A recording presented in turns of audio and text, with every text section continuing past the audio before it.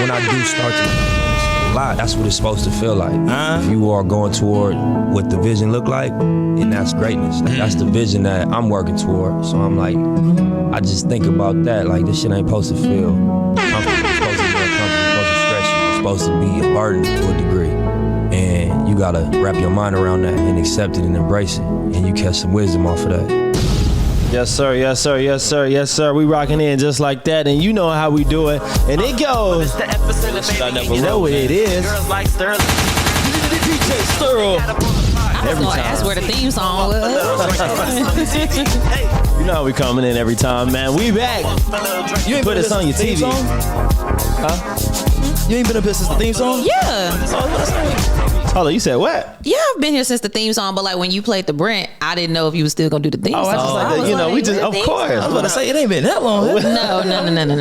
Our last episode, I think, was Memorial Day. Okay. Yeah. We're just gonna do this one more time since you ain't know. It's every time. Know what it is. Done it again. Gotta watch and see. Put this on your TV. Hey, and it go. And it go. Kayla J in the set. What we talking about? I'm so happy to be back. You back, man. What's happening? The people requested. The people want it. If they want it, they can get it, man. Shout out to everybody who asked for me to come back. I really do appreciate that. Heavily requested, man. You know what I'm saying? You know what I'm saying? Yeah, that we left you, so we ain't leave you. We just The summer got away from us, though. I will say that. Summer was crazy. But I told y'all the summer was gonna be like this. I told y'all the summer been summering. summering. She on the pillow. She is here to stay. Yeah, come on, She's man. on the pillow. She People here to come stay, in man. and see. We know people be coming up to me. Kayla J, y'all know Kayla got y'all in a frenzy. She got y'all in a real frenzy, but she is here. She's good. She's well. She's accounted for. Exactly, man. And we locked in. You know I'm what it is. so grateful to continue to be a part of this awesome podcast, guys. Thank you for continuing to bring me on and let me share my expertise with the people. You need that expertise every once in a while. Absolutely, man. What's happening, man? Welcome back to the Epicenter Podcast. That's DAEPICENTRE, the British way. The UK way. The UK way, you feel me? If you didn't know, the voice you're hearing right now is none other than Mr. Sir, Your Highness King BRIL. And to my left, I got my dog, greatest co-host in the world, Mr. Girls Like STERL. Cups in the air. Again, I'm on Smoothie King. No liquor today. We gotta take a break. We pod a lot. I can't drink every single podcast. Can't. Well, them calories add up. I was getting a little. I just started back running, boy. Bro, I'm telling you, it was getting bad. But sitting up here podding every day and drinking. Thankfully, it's not bad before the summer started, man. To my far left, we have our regular, heavily requested, always respected co-host, Miss Kayla J is in the building. Yeah. I'm so excited. I can't stop smiling. I'm happy. Cheesing on your camera. Y'all know the vibes, man. How you been, Kayla? You know what I'm saying? Talk about that. So good. Between my birthday and the summer and everything, it's been great. It's been overwhelming, the love and the joy and everything. And I'm just finally starting to like come off the birthday high. People are still trying to take me out to eat and do all kind of stuff. But it goes to show like I show so much love during the year and I don't expect a lot back. So when my birthday comes around and I just feel it, like it's amazing. Show up and show out for you. It's an amazing feeling. That's so thank you to everybody too who requested me back and everybody who's been celebrating me.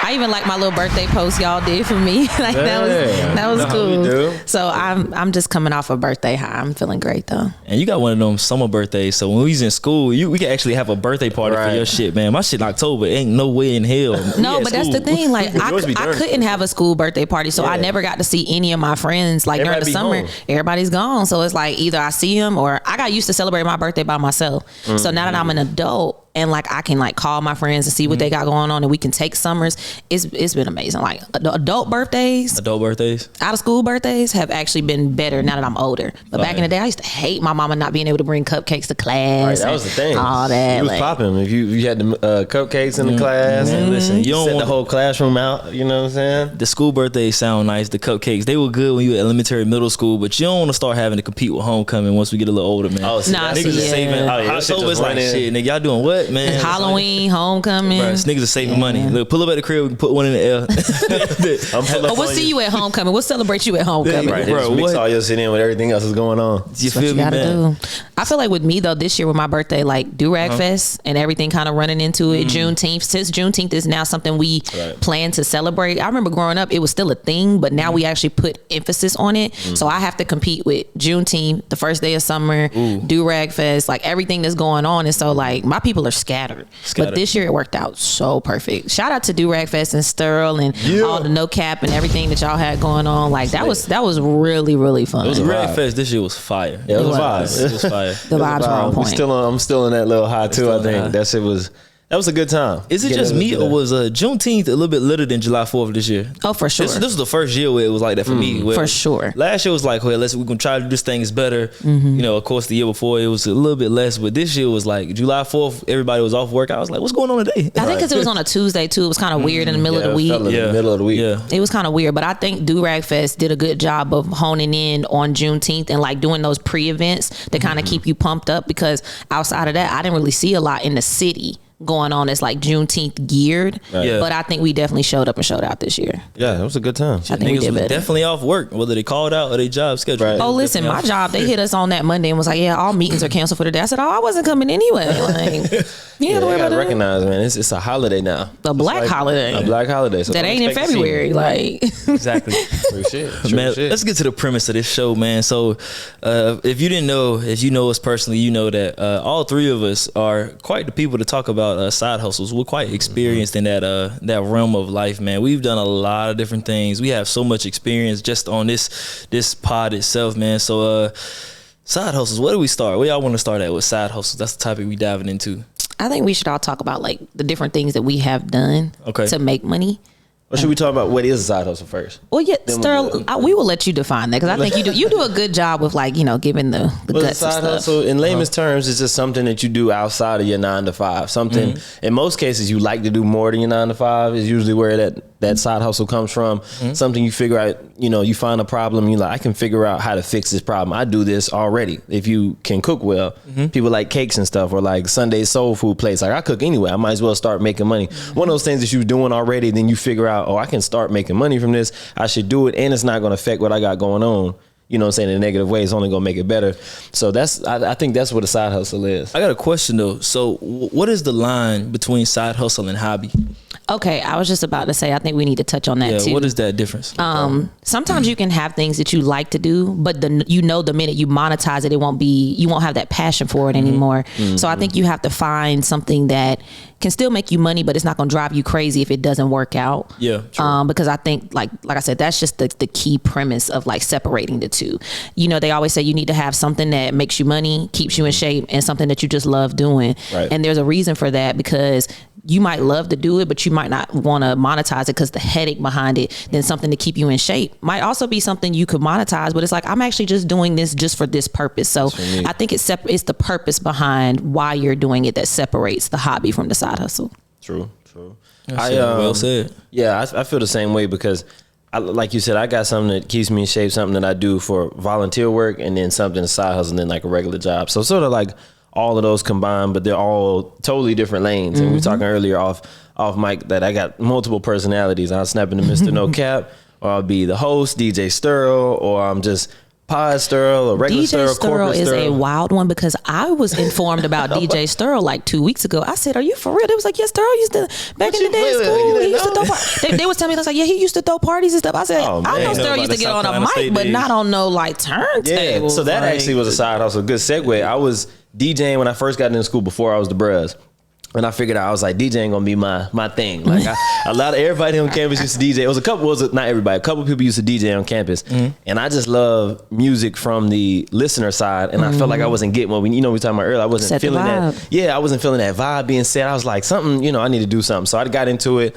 My boy Dono, you know Donovan. Yeah, he went to Hardin with us. Dono, you remember he was DJing. Shout out to Dono. Shout out Dono. He was DJing at Hardin. He was the first person I ever seen with a turntable. Then he was at South Carolina State when I got there. He was a junior junior when I was a freshman. Donovan has blown up so big now. Word. And he was spending all the parties. I was like, damn, bro, you doing? So we used to go to that nigga room, his dorm room, just have smoke sessions, and he'd be DJing. So I picked it up. That was what the sessions were? That's what the sessions were. Yeah, that's how it started. And then all my homeboys, was like 6 of us. I taught them boys how to DJ. So we have smoke sessions and then do DJ competitions. Where like mixes and transitions. Like I was teaching them that was the criteria, like your mixes, your crowd involvement. That's why I didn't understand when you told that story the first time. Right. How do niggas judge crowd involvement in a room? Because like I mean, if we vibe, like just how like if everybody like earlier when STERL cut the music down and you say the words, that's what goes into like crowd involvement. Yeah, and then it's that, and then just if the vibe of the song is like good, like when Kayla was like, "We feel like the club in here." Like, I want to make you feel different vibes. You know what I'm saying? So that was one thing. So we just used to judge that,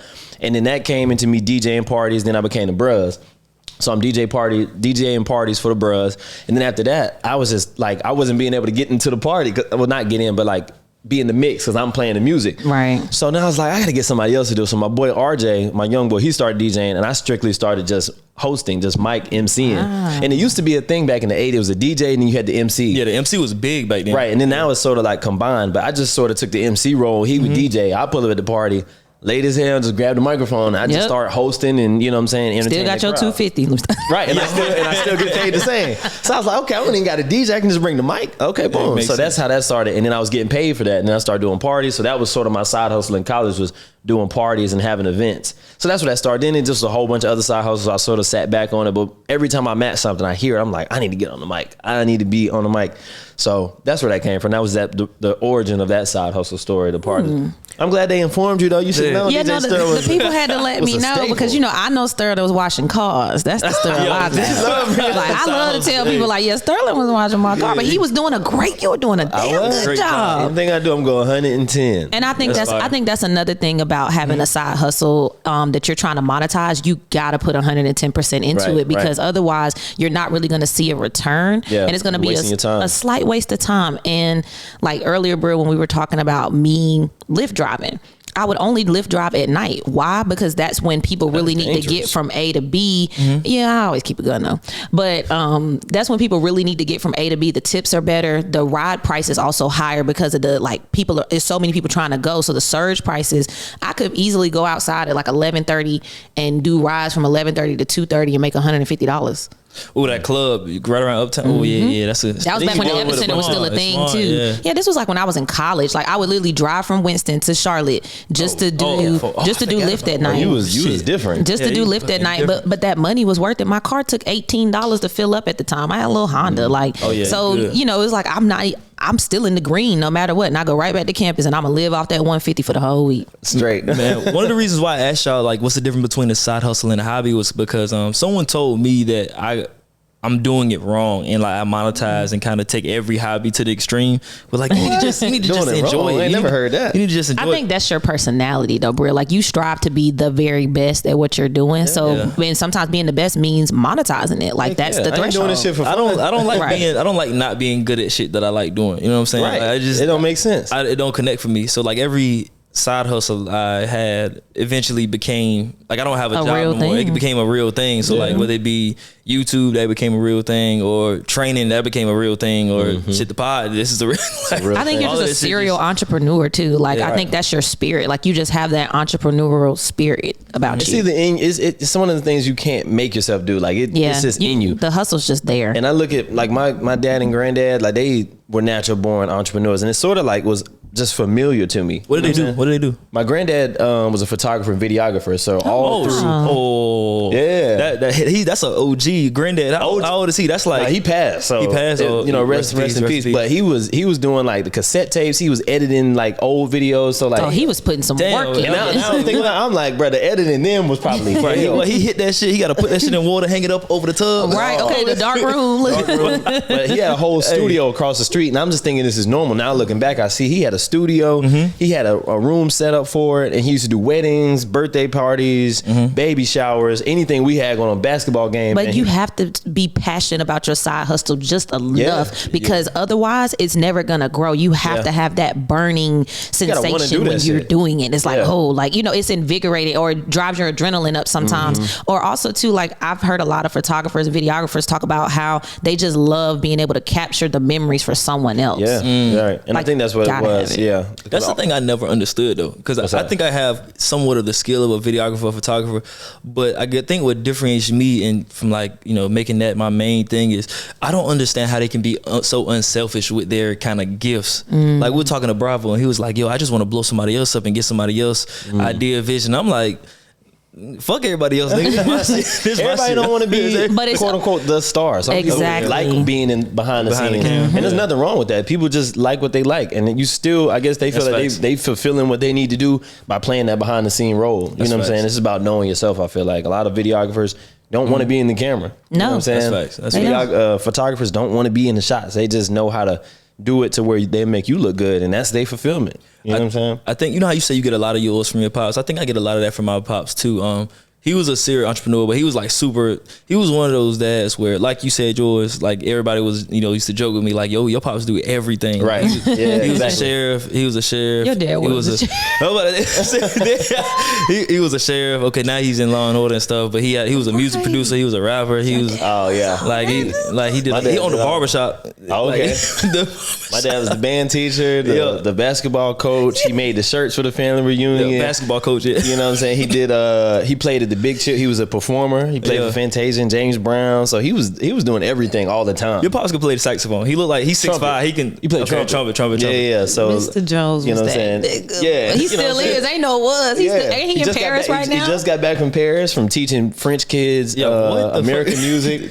Like he be moving around, but he was in the news and everything, bro. So we got a hell of a track to follow, boy. I know, and I be trying. I told my shirt last night. I was like, we just be going at it. Like we try to, you know what I'm saying, outdo each other. Yeah. But I think that also creates like that drive and that like it's that camaraderie amongst the two of you. Like it keeps that interest in your father-son relationship. Yeah. It's crazy that y'all keep talking about your fathers, but to me, my mom was like the thing. Yeah, but we know your mama boss. Both of my parents were equally like, they both had that hustle and fire, but it was something about my mom. Like I remember growing up, my mom worked at the group home. She worked at Methodist home in Edenton, and my mom would come home and she sold Mary Kay for a very long time. Like that was my mom's first thing. She sold Mary Kay. Then she started selling Tracy Lynn. Then my mom would go to like these vendors and buy a bunch of stuff in bulk and then just resell it and flip it. Yep. Then she learned how to press t-shirts. So now my mom has a whole shop set up where we do t-shirts, hats, cups. We made all the shirts for the field day. Like anytime I need something, I just go in there, I tell her, she cuts it, she does it, she puts it together. And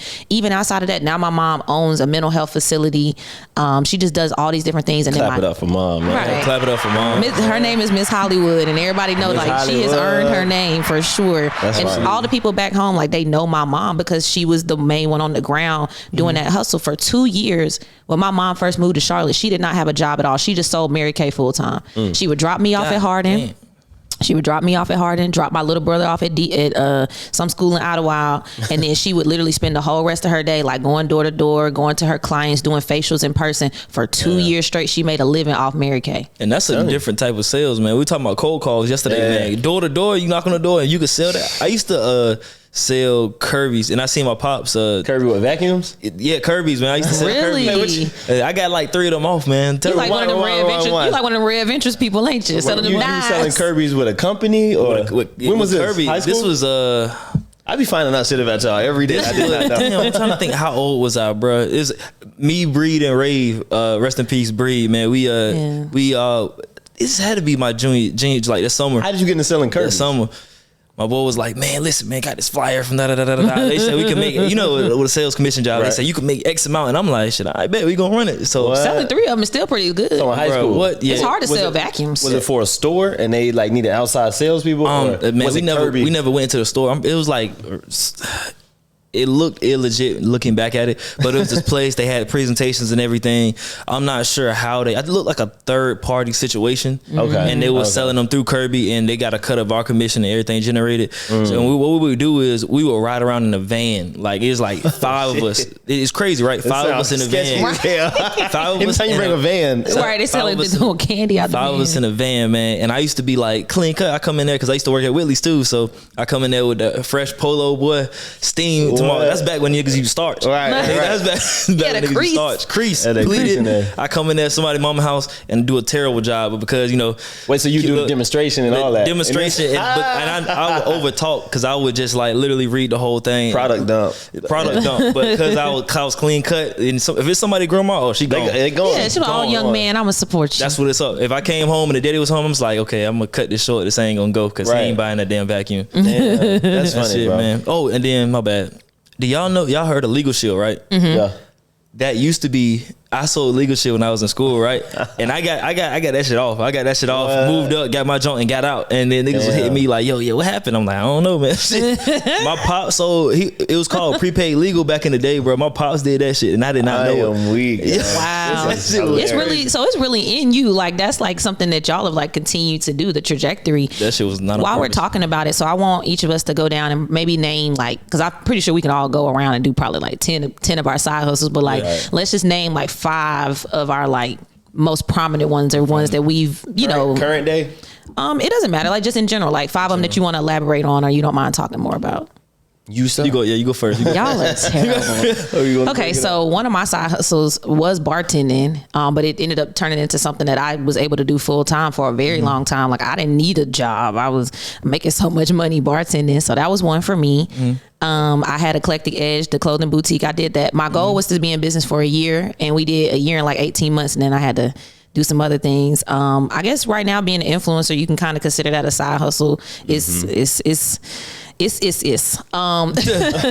was a nanny, which I'm still like a little part-time nanny. That's like my little pride and joy. I feel like that's every girl's first side hustle, bro. A nanny, but everybody's not good at it though.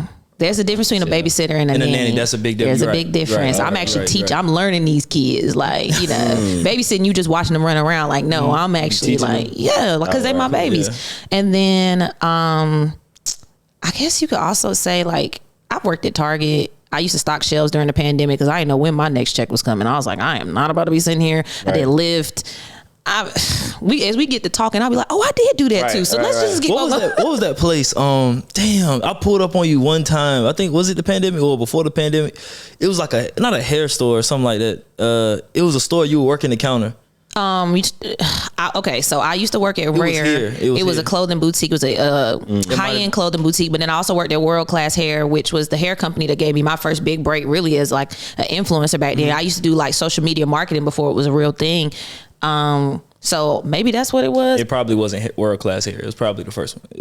Rare. But that was during the pandemic, so yeah, maybe so. But and I used to work at the fish tables. I used to manage at the fish tables. A lot of y'all don't even know what a fish tables is. Explain. Go ahead. Fish tables is like, it's an online game that you can win money from, because in North Carolina you can't say the G word, so it's not G word. It's an online game that you have the potential to win money from. Kayla work at Barstool Sports. Right. I ain't never heard of that. I literally was there just like getting it in, and then the tips was real good and the hourly pay was good, and then I worked my way up to manager after like a year, and like during the pandemic people was playing at home, and that manager pay was OD. Like shout out to Mon and the Playhouse Arcade. That was one of my favorite jobs I ever had, like working around people. Like I think all of my side hustles kind of involve people to some degree, because that's really my passion, which is why I think I've been able to take my side hustles to that next level and continue to like push them forward. I even used to do hair, but that's a whole nother.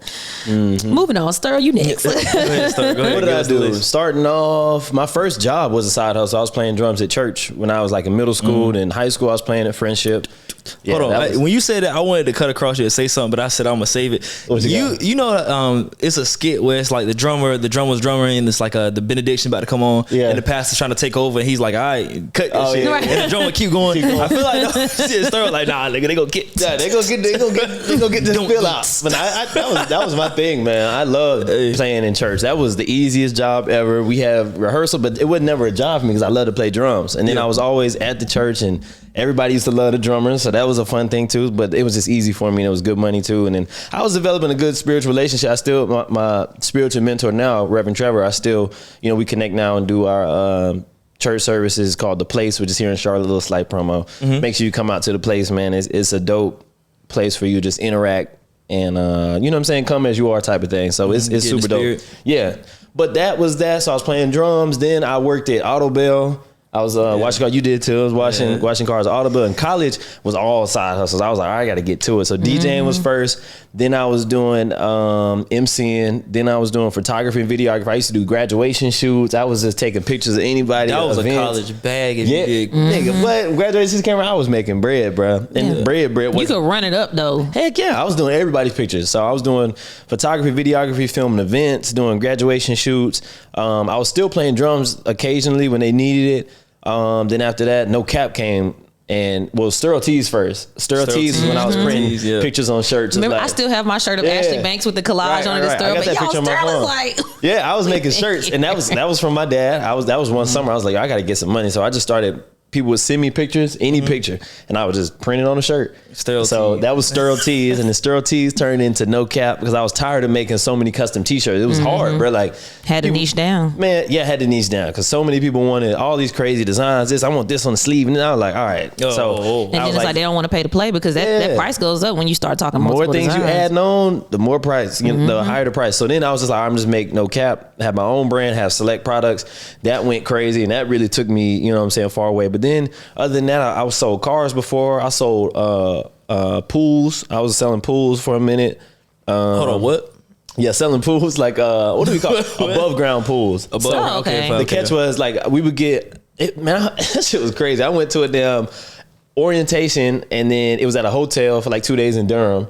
Went out there, you learned all the products and all this shit. Then you go out in the field. So they text you an address of a call that they got, then they send you out. So I'm driving all over, like Locust, North Carolina. At least you get warm leads. Right. Yeah. So it's you, but I got to go to people's houses, and it was crazy. I didn't end up in some shitty homes. I ended up some lady trying to flirt with me. She ended up being drunk and just not getting anything. Like it was crazy. I was in these people's house for like an hour or two doing the presentation. You gotta do what you gotta do, man. Right. I just came to sell this pool. That's it. That's it. Like, not too much. They be trying to offer me drinks and all type of shit. And, you know, bro, it was crazy. I've been in some crazy situations in some of these homes. I'd have met a lot of good people. Met a lot of people that didn't buy shit, wasted my whole time. But you know what I'm saying? It comes with sales. Yeah. But I'm in the house delivering, you know, the little presentation that they give us and reading off the stuff. And, you know, but they bought the catch was like, it's cheaper to get an above ground pool because in-ground pool, you gotta, you know, dig it out, dig out of concrete. In the city, gotta come out, do the zone and all that stuff. You get an above ground pool, it's in your backyard.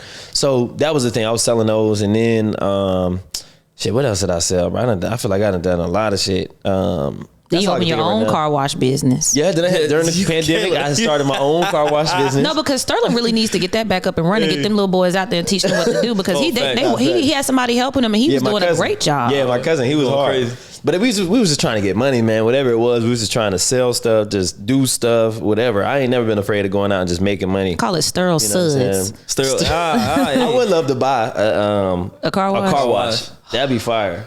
Bruh. So we're gonna keep STERL. Stay tuned. The epicenter gonna have a car wash, and STERL Suds is gonna be like the brand of soap that we use on the cars. I seen Rick Ross promoting somebody's suds, somebody soap, like little car soap that they wash cars with, because you know he got that car show. Hey, man, I commend it all, man. I done done it all. Done been there, done it all. So I feel like Shawty. I think I feel like Shawty low. I think that's all. Like you said, there'd probably be some more that pop up, but off top, that's what I can think of that I, you know what I'm saying, sort of ran through. I'm trying to gather mine now. So BRIL, you've done a lot that actually turned into like time spent. Yeah. So when I was little, we had a pecan tree in my backyard. So I used to hustle that shit. Well, I would selling pecans. I would pick pecans up. This nigga been hustling since he was 6. Like $2 a pound. Are you serious? You would weigh them? Right. Yeah, we had a scale. We had a scale, man. Oh, his daddy put him to work. Right. Bro, you don't know it, but back then. No, see, my mama put me to work on that. My mama. Oh, your mama. My mama said he pecan. Weigh him up. My daddy had a barbershop, so I was selling sodas in his. You want that bubble gum? Wait a minute, bro. I used to cash out on Doritos, boy. Listen, I blow it all on Doritos. Fuck it.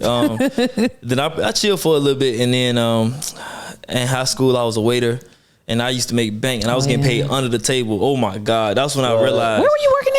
Whitley's. Yes, Whitley's barbecue. That's when I realized. What was they paying you on the table? Oh, from the business was paying you on the table. Yeah, because he was technically probably too young to be working. I was getting tips. Yeah, I was like 14. I ain't turned 15 yet. Oh shit. But BRIL's always been able to talk to people. So oh yeah. I can see him waiting. That's all it is for waitering. Man, listen, if I looked at that woman and she was a black woman and she was over 30, I'm looking.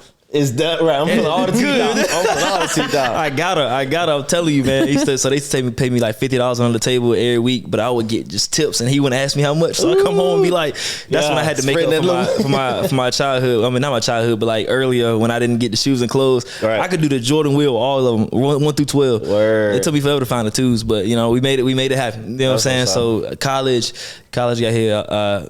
Side hustle. I had to sell all my fucking shoes to survive. Oh, selling shoes was definitely. I did that all. Selling clothes, going to Plato's Closet, just dropping your stuff off. But the thing is, I didn't have a whip, so I'm just at Greens at UNCG, just no whip, can't get out. So I had to sell my shoes, and they caught them for the low. So I was selling, $250 phones for like $125 because shit was rough, man. And the bottoms were yellow. I couldn't find nobody to clean them. Then blood plasma. Boy, I used to let them motherfuckers pump me. Boy, I don't know if Pause. I don't even know. Have you been right ever since? Like, what? I ain't seen this vein pop out since. Boy, that shit gone.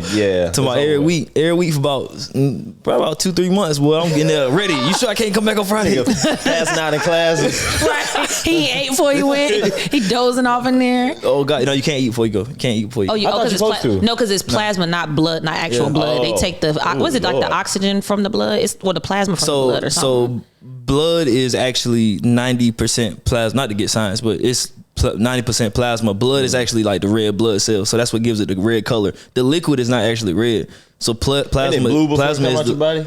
Blood. No, your veins. No, your blue. Veins are. Yeah. Oh, okay. I thought blue or green or something. Was blue. Yeah, mine are green. Comes out and oxygen hits it, turns it red. That's what they tell us. But I said I'm saying what gives it. How can I say this? Hold on. Pause. Yeah, the oxygenated red blood cells. Yes, but red blood cells have oxygen, but not white. But anyway, so blood plasma. Then trying to think. Then that's when I went crazy and got like a couple jobs. Once I crossed, I was working at Auto Bill because I got money under the table and I would get more tips because I would have anybody who I was talking to at the time come through. Boom, $40 right here. Boom, wash the car, give them extra. Easy. Then shift at Foot Locker. Wow. And then I was in my own private retail. Private retail. What does that mean? Hey, listen, I understand. Private retail. Sometimes, No, this was before OnlyFans. I was a florist. And that I was Auto Bell. You know how Wendy's? That's why I like Wendy's. J Money with Wendy's. Okay. I had Auto Bell booming. Oh, okay. Booming, boy. I'm talking about boom. It's in your glove compartment. Boom. Of course. Okay. Boy, listen, I had got so scared because it was going too fast. I was like, oh no, this is real. It was starting to really take off. Yeah, and I was like, oh no, I ain't ready. You don't want to lose your real job. Yeah, I said it wasn't real. I ain't want to lose my real life. Office Max too. I don't know if I mentioned Office Max. Okay. Office Max was a little hustle I had. That wow. Shit was lit. That's why I was like, niggas who print shit out don't go to Office Max. How you know about Office Max? I know about Office Max, nigga. I also feel like Office Max is like, it's one of those things where it's not obsolete now, but it's like because of so many other ways you can get the things that you need. This is 2016. Yeah. As soon as I came out, I was working at Office Max. I'm surprised they all haven't like gone like and closed off. Somebody keeping them in business. Yeah. I mean, you can still get school supplies, and I guess I don't know what school supplies is so expensive at Office Max. Yeah, it is. They way overpriced compared to Walmart. I don't know why people used to come there, to be honest. You used to get stuff printed out, like churches would get their programs printed out in bulk or something. Yeah. Or that's before. I got an inkjet. We can do that at the house. I was about to say Vistaprint had that shit there in 7 days. Right. It was before all of that Vistaprint. You used to have to go to Office Max 2 days, like 2 weeks before you really needed it and put it Flyers, all that stuff, man. Cutting up big banners and stuff for parties or whatever. STERL, you want to know what's crazy? BRIL still not done. Yeah, I'm not done. I'm actually at 2017 now. So then I started training on the side. And of course I got my actual degree in kinesiology, exercise science. But I wanted to be a strength coach. So personal training was like a side hustle. So then I found my LBT, and it's like, oh shit, gym. I bet I'm gonna start going in there. That shit turned into what it turned into, and that shit started growing. So you could say you were like one of the not founding fathers, but you was really on the ground when T was building. That's what's up. So this was when being me because I was popular and I knew my shit. Schools and I actually ran track, so I understand the application of it all. And I was putting asses on women. I got him off the training floor. So once I started training, he stopped training. So he was able to be a businessman and actually grow. That's why most trainers, they never make it past being a trainer. Because they don't have nobody that's like that they trust, but it's the trust. The trust to come up. Because you put a system in place, you expect it to run even when you're not there. Right. I had shit booming, boy. That shit we had shit booming here, boy. Then the crazy thing, so that was my side hustle, turned into my main thing because I was making money from it. But then, you know, I would be training Keller hours from 9 to 9. Well, just, you know, you train throughout the day and whatnot.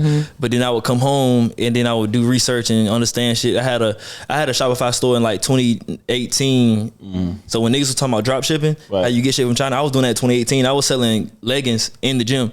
So like most of the gym had on my leggings back then. So I was doing that, but then I stopped doing that. And then that's when I grew my hair out. Boom. Of course, the girls in the gym put me on game and whatnot and doing my hair and shit. And a couple months later, started YouTube, shit started going viral. But luckily, I was researching like products and stuff. Right. In the meantime. And just so happened, when my plug sent my first package, that landed the same day I looked on YouTube. I was like, hold on, why my subscribers going up like this? What the fuck going on? And I was like, oh shit, boom. So I started moving that, and the products were moving so fast and running the business. It got to the point where I was like, oh shit, I forgot to monetize YouTube. So I was good for like 2 months before I monetized it. And then I stayed in the gym for a whole nother year. And I think then 2020 happened and we slowed down in terms of how many people we had in person. And I was like, bro, I'm making triple what I make, and I'm working 2 hours at night from midnight to 2 a.m. on that. So I jumped into that. So every side hustle I had became my full time because that's just post college, especially sounds like it went crazy, bro. So and yeah, now I got not a pod. So not a pod, man. So we had a lengthy, we didn't probably touch every market that there is to. We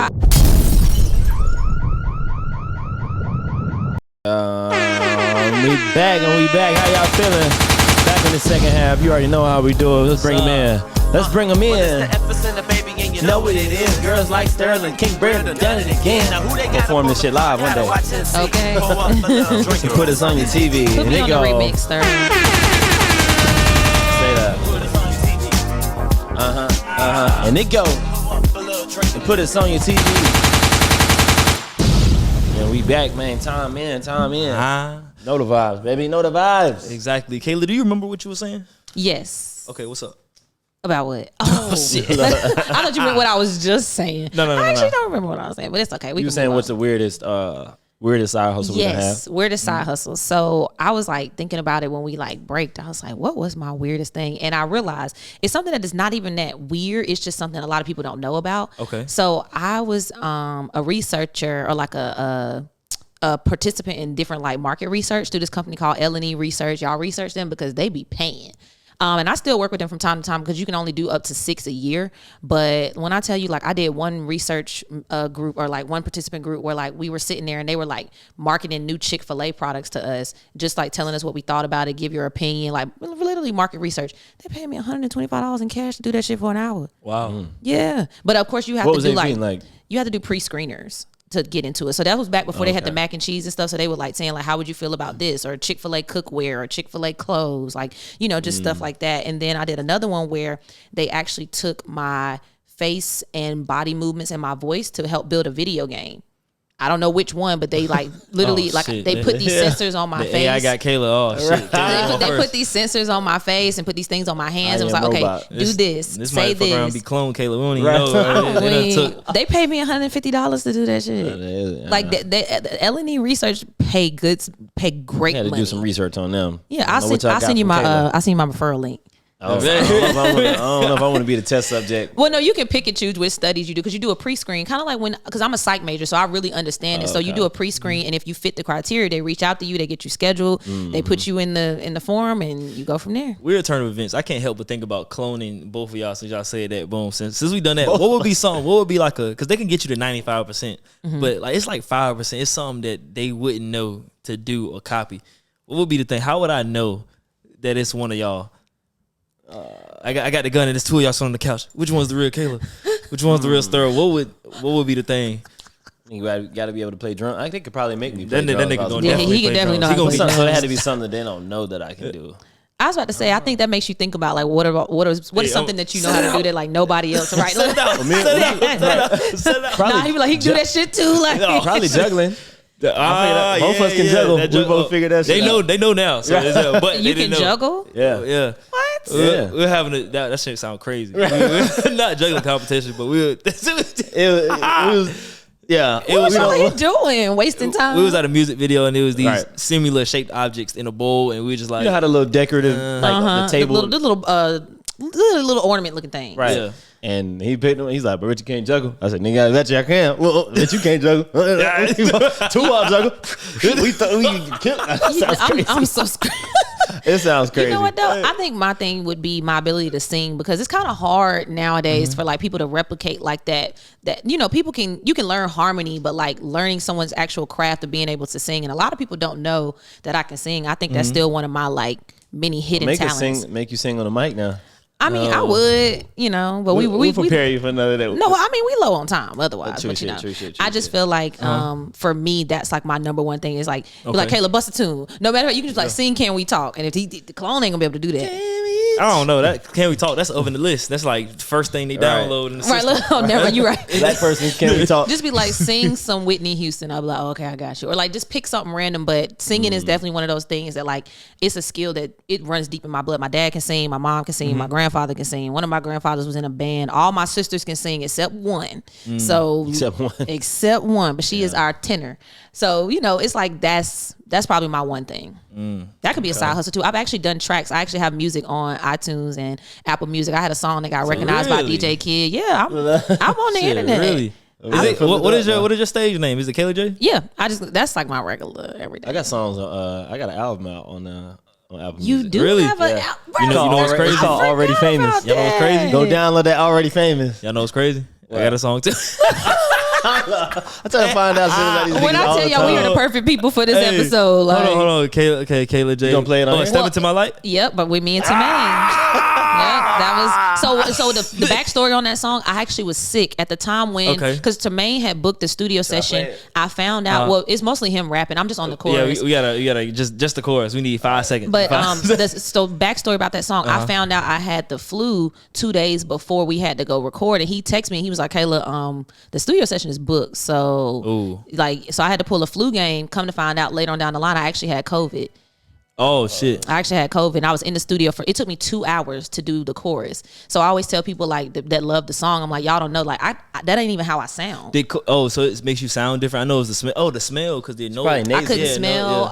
I was in there drinking so much tea. My vocal coach was on the phone like, I am so mad that you're doing this, but we're gonna talk you through it. So like she talked me through it, worked me through it. But that was my flu game, like for real. But the song ended up being a fire song. Step Into My Light by Tremaine Robbins featuring Kayla J.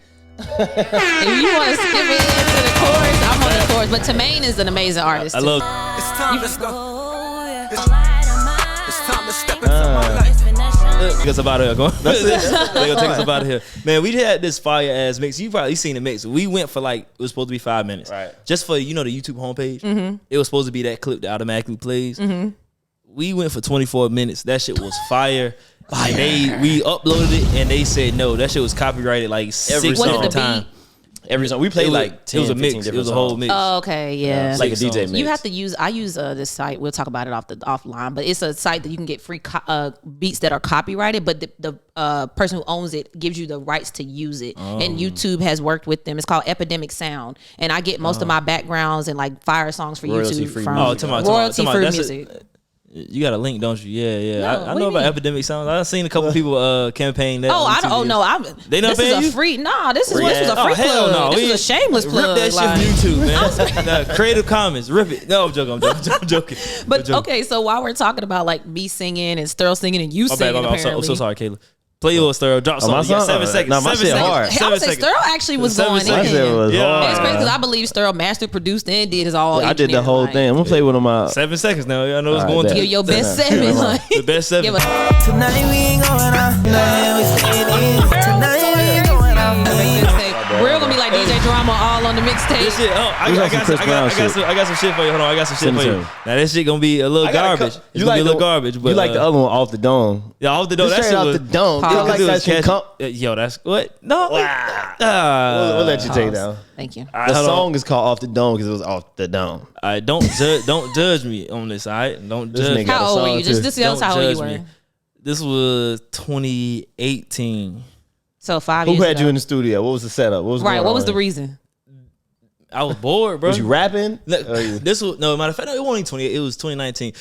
I was making bread, but my expenses were super low, so I just had money, and I was like, "Fuck, I'm gonna."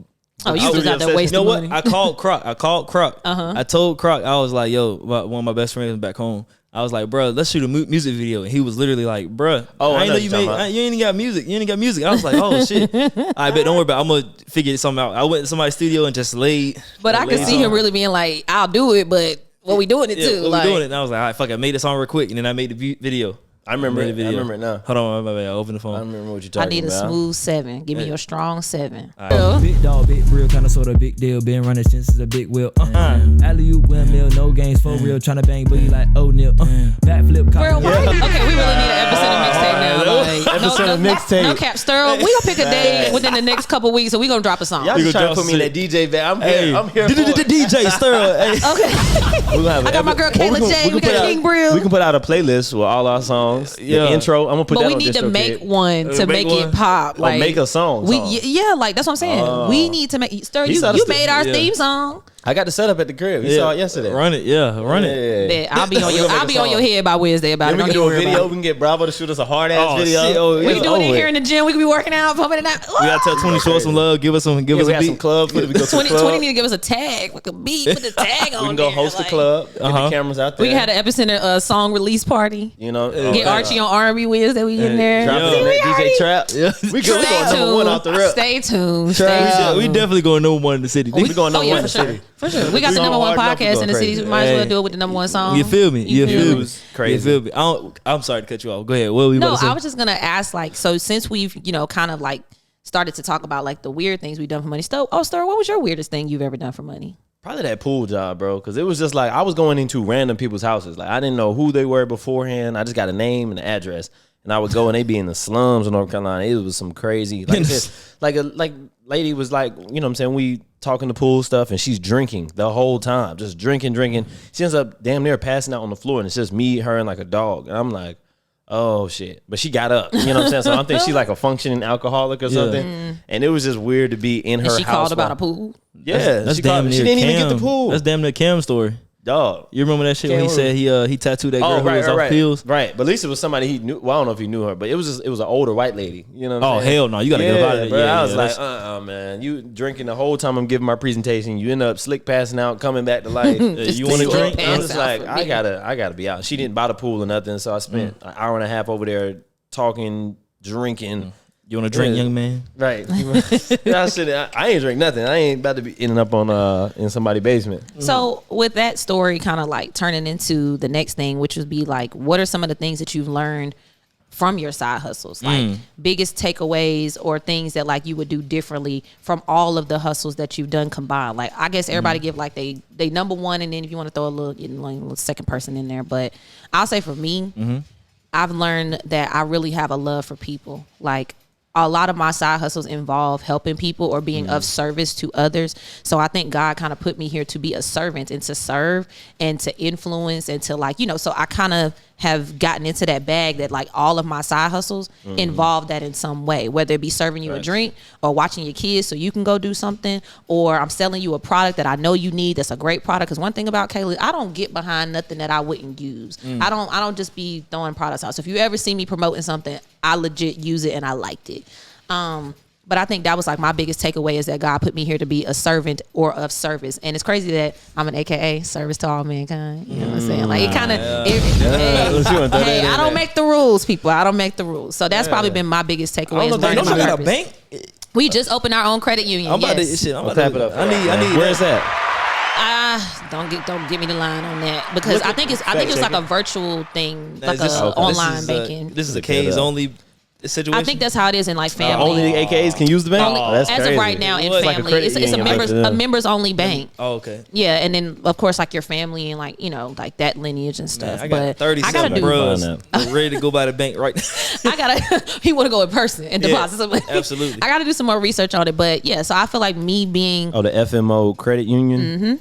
Oh, wow. I got to do more research on it and like really get into it. But me being a servant and being of service to others has been my passion, and finding my passion within my side hustles has been the biggest thing. Let me read a little bit of it. Shout out to K's. We're going to read. So we are You know what I'm saying? Informed. For members only credit union. For members only credit union is the first black-owned, women-led, sorority-based digital bank and financial institution in the history of the United States.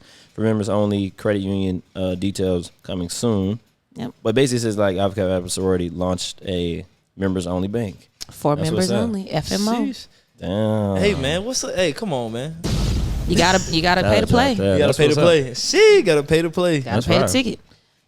So what was your biggest takeaway from all your side hustles, Sterl? Biggest takeaway was probably, like you said, I'm just a people person, and all of mine have been around doing some type of service with people or talking to people or selling something to people. I think you have the gift of gab, and you learn that and I yours. just learned how to talk to people. Like, you don't go out and just talk about all the products you can give them. You find out what they need first, and then you figure out how you can fill that need. And that's just sales 101 in general. Like, just finding out what people need. If you can fix that problem, you got something that you can sell at that point. So just figuring that out and just learning how to sell better. Like, I go some nights, I get on TikTok and I'm looking up, best cold call sales pitches, best email scripts, best ways to, you know what I'm saying? Like, I study other great salesmen. Not to cut you off, but ChatGPT is a good way to do that too, because it'll give you a whole We did this pitch. yesterday. I introduced my job to ChatGPT and to a presentation AI that builds presentations for you. We got some shit. We got some shit coming. Some shit. We did all this yesterday, but just like learning that stuff. So I guess it's being a student of the craft of what I'm doing. Like, whatever I do, I study it before I just go out and do it. I really study it, figure out how to make it mine. Because the pool, they give you this criteria. They got we had a binder where we had to, it had all the products. But after that, I got an iPad. I bought one on Facebook Marketplace, and I put pictures because the the pamphlet we had like generated, like computer generated pictures of the pool so people could see it, but not really. I went on the website to Facebook, downloaded the pictures, so I would have it on the iPad, and I'd be showing them like actual pictures. You took it a step further. You took the service a step further. Yeah, I took it a step further. I was like, they're not going to buy a picture of a drawn, pool. They want to see what it looks like in their backyard. I think, Sterl, you do a good job too at curating experiences. I'm going to put you there. Yeah, because we talked about the vibes earlier too. So I think, like, just in general, like taking that CVO. iPad, I'm able to put myself in the moment, and then even with the DJing, with the hosting, like I think curating experiences. That's right. I'm the CVO. CVO, Chief Vibe Officer. Vibes is going to be set. You know what I'm saying? If it's just neon lights in the back, we're going to have something to make you feel like this is a studio or wherever we are. I'm going to put you where you know what I'm saying, want to be at. I'm going to give you the full experience. So that, I guess it probably might just making the experience real. Seeing is believing. I always say that. Okay. So what about you, BRIL? I think mine is something I used to tell y'all all the time, man. The business protects the art, bruh. The business protects the art, bruh. Like, all of the, I guess that's why the hobbies I do end up being like bigger and whatnot and like pretty successful, because the business protects the art, bro. You can love doing something. I know people that love doing things. They love, whether it be making music, singing, or just anything, playing ball, and they can't do it as much as they want to, or they can't do it how they like to, because it doesn't necessarily help their bottom line and help them any stability. It's more costly. Yeah, it's more costly. It costs a lot to do it. It doesn't contribute, or maybe I gotta work, so I can't do it because I gotta work. But when you make the hobby, you make the art, you build a business around the art, it allows you to continue to do that art, and you can do it without pressure. You can do it when you want to. You can do it for longer. So, anytime I enjoy something or have a side hustle, I really hone into the business. And I really don't like business this much, but I just know that if I get the business straight, I can do this whenever I want to, as much as I want to. Absolutely. You know what I'm saying? So that's the biggest thing. The business protects the art. That's big. I love that. I think you should put that on a t-shirt, but not only that, you should elaborate on that a lot, because like you said, a lot of people don't realize when you put business structures in place behind something you love, it keeps it, it protects it.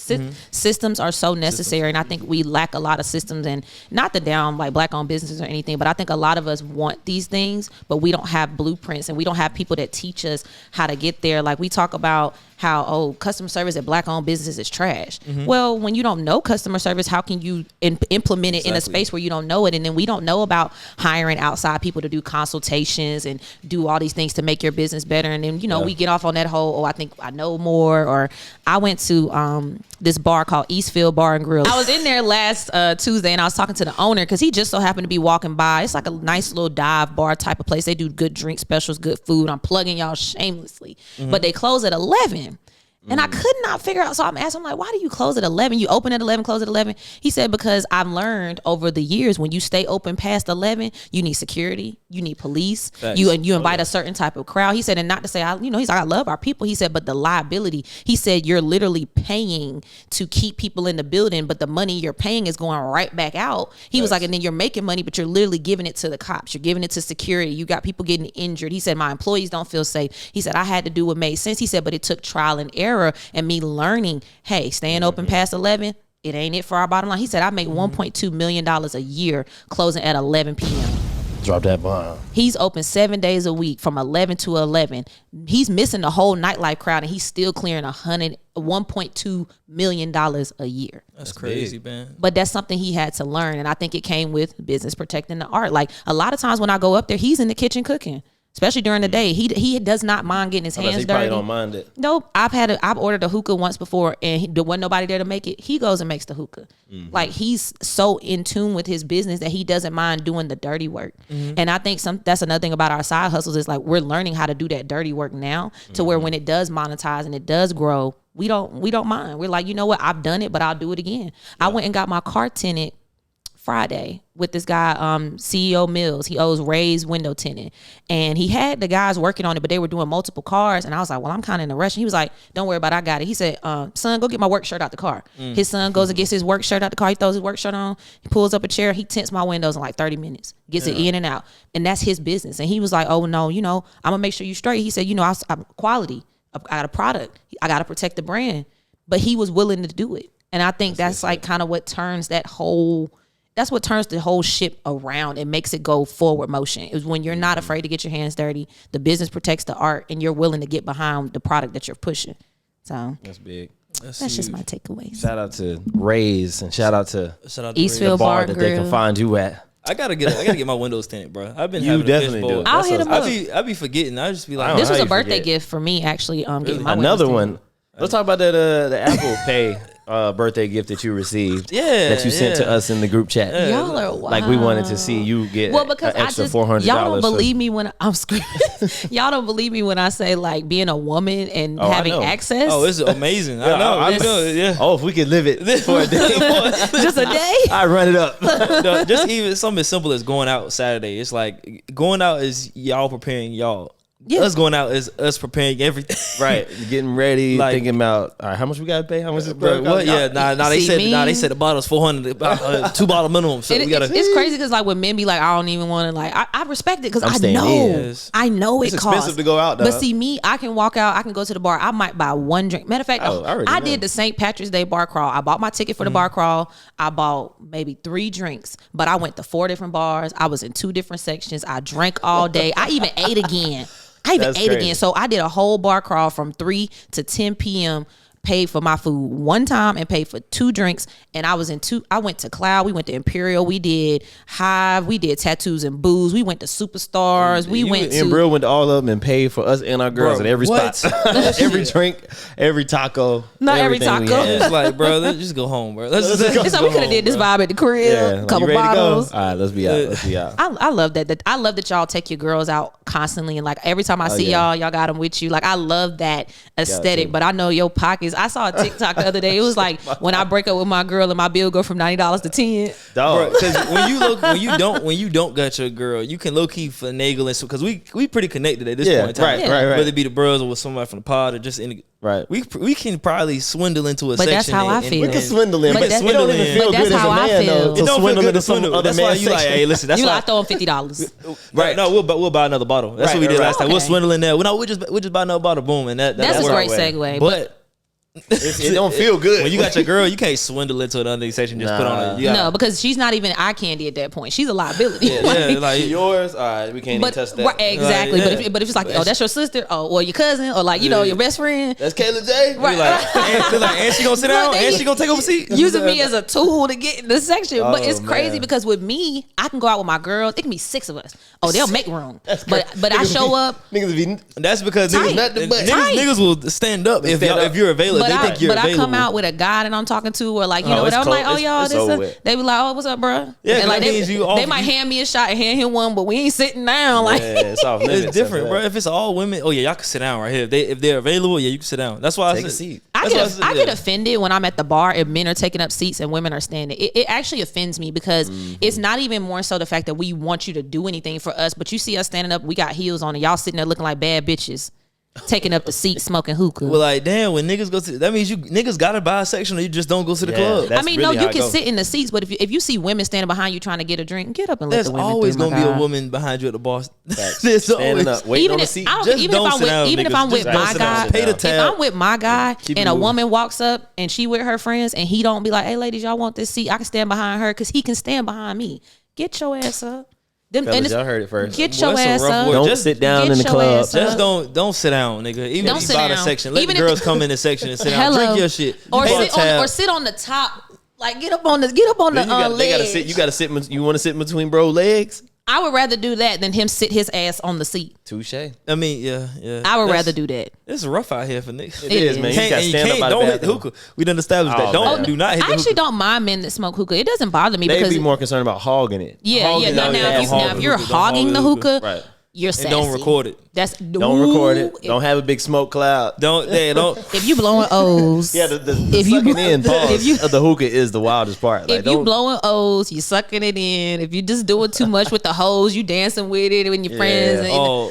it's just I be watching that coal. I be waiting on it to fall on the ground. Niggas- Not me. You said what? With that coal. When coal. you know, niggas. because you I be- moving too much and you moving knock with it that, over. I be watching. I'm I like, done that got coal burnt is by a about to- couple hookahs. Nick, what? Like I'm these telling you. these are all hookah burns. My old in crib, inner my part old of my crib used to have arm. hookah spots all over the carpet because it's done happened plenty of times. People just walk away with it and you just Yep, don't notice. You snatch too fast. You don't know how far the You don't know your holes actually strength. stretch. You don't know your own strength. You got your drunk strength on. You Yeah, you drunk. no, put a drunk hookah across the table. is OD. Drunk strength is wild. You Drunk close the strength bathroom is door extra OD. hard. You're like, oh damn. I ain't But then even- you feel it the next day. Bro, Like, oh, what? yeah. You ever got injured when you were drunk and it didn't hit till the next day? Oh, yeah. I didn't. You know that little corner on your bed? I done Oh, got yeah. drunk and it knee. Then I'm like, oh damn, that shit ain't hurt. Woke up the next morning in pain, boy. Oh my Whole god. bruise. How you know we getting old Bro, too? what? Stuff hurt the next day. And I'm pretty dark skinned, bro. So it's like that. You see a bruise, they hit that shit pretty Nigga, hard. what? Yeah. Listen, I'm gonna tell y'all the most painful thing ever. I broke my nail in the club. Juneteenth week. Matter of fact, right after we left the R&B party, we went to Imperial. We were drunk. So we in there and we lit. I go to the bathroom, and you know how sometimes the bathroom door will kind of shift down so the lock is not aligned with where you Oh, slide right, it. right, yeah. So strong ass Kayla is trying to lift the door and lock it at the damn. same time, Oh, and my that nail shit- got that caught shit's in the sad. lock. Snapped that bitch. I'm bleeding all over the place, but it didn't even hurt. I got home the next day. When I tell you, my hand was throbbing. I can only imagine. It was throbbing. So it's like that's that drunk strength. And then your adrenaline's running, your You ain't blood's even thinking rushing. about it. You don't even feel You ready it. to get back out to the party? Oh, I went back out there. I had tissue wrapped all around my hand, but I'm out there. They like, what happened to you? I'm like, when's my birthday? We got to lit. Yeah, now you gotta drink some more. Right. Oh, I had to drown it out. cover that I shit. should have poured alcohol on it to keep it clean. I wasn't even thinking about that. Like, She on some movie shit. You know, the Shit, movie y'all always ever have blacked alcohol. out? Y'all ever blacked out off liquor? Blacked out. Blacked Yeah. out. Blackout drunk. I done Blackout blacked and drunk. don't remember, or like blackout and just pass out. Both. Like I don't remember being Man, alive. I used to in college. I stayed right behind this bar all of us used to go to, and I drove to the thing, got fucked up. Me and my tail dog and the bartender. She was giving us shots, all type of shit. Yeah. And I drove back to the crib. That's the last thing I remember. I'm faded. I'm going over the meeting. It's only from like here to maybe up the street. Yeah. And I get home to the crib, bro. I wake up next morning in the same clothes. I'm like, yo, what the hell? My sink was off of the hinges. I guess I went in the bathroom. Yeah. Fell on that shit or like pulled. The shit was like we Not stayed in the off the old. hinges. We stayed in the old. I know house, what you mean. though. It's like it was one of those ceramic sinks. Yeah, and it was like off of the shit. Like on the ground. I'm like, what the Did you fuck? lean on it? I don't know if I leaned, fell on it, pulled it down. I have no clue to this day. I just woke up in a like circle of just confusion. So, But, I was gonna say Red Bulls knocked me out though for some reason. When I Bulls? drink Red Bulls, bro, Because so the sugar in it, you When I reach your crash, peak it's- quicker. oh, man, So when when I you're crash- coming down, you crash and burn. I'm always drinking Red Bulls if I'm drinking. I mean that shit. I I tell crash people to off stop Red. because I feel like Red Bulls I was not gonna say, only you told us that was the don't okay. do it because it's something about one. It's a lot of sugar in Red Bulls, Yeah, and then yeah. the substance that they use to create that like adrenaline, caffeinated that energy rush. When you come down, that crash is major. It's bad, So bro. imagine Sheesh. combining that with alcohol alcohol. So you're dehydrated from the alcohol. You got a sugar rush from the sugar in the Red Bull. Then you're going to crash and burn because the Red Bull itself is not made to sustain you. It's not natural burn. It's not natural energy. Stops. When it stops, it's over with. Your body go right back to regular. I used to every probably 2-3 years straight, man, I would go to ECU with my cousin Bladen, bro, and we would get twisted, bro. And this is when we would drink cheap ass liquor, bro. So Seagram's, Four Loko. We would no, not that. But it would be like, because it was more so of a testosterone thing, like moonshine, Everclear, bro. Oh my god. We had Kool-Aid, red sweet Kool-Aid. That shit masked Seagram gin, and that's strong, bro. I poured that shit in there, a cup, like probably about that big, full of Kool-Aid. Poured the whole bottle of Seagrams in there and couldn't taste it. I drunk that shit. I know bro. you was fucked up. I woke up. Last thing I remember is I remember trying to pull Bladen out the car. We were trying to stop him from driving, and he pushed me. And I'm like, damn, that's a big nigga. Da da da da. And then like that's probably like 2 a.m. And then I don't know how I got inside. I don't know what happened after that. I woke up.